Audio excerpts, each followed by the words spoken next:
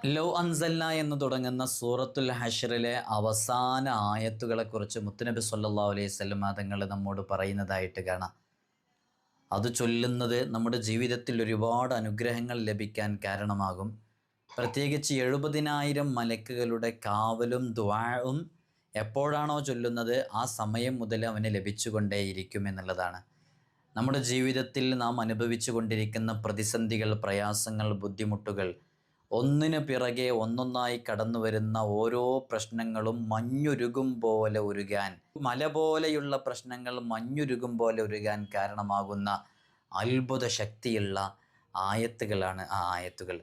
അതുകൊണ്ടാണ് മഹാനരായ അബ്ദുല്ലാഹിബിൻ അലവിൽ ഹദ്ദാദ് റളിയല്ലാഹു അൻഹു വിർദുൽ ലത്തീഫ് ക്രോഡീകരിച്ചപ്പോൾ അതിലെ ലൗ അൻസൽന എന്ന് പറയുന്ന ഈ ആയത്തുകൾ പ്രഭാതത്തിൽ ചൊല്ലാൻ വേണ്ടി, പ്രദോഷത്തിൽ ചൊല്ലാൻ വേണ്ടി പ്രത്യേകം കൊണ്ടുവന്നതും. വിർദുൽ ലത്തീഫ് നമുക്കൊക്കെ അറിയാം, നമ്മുടെ ജീവിതത്തിൽ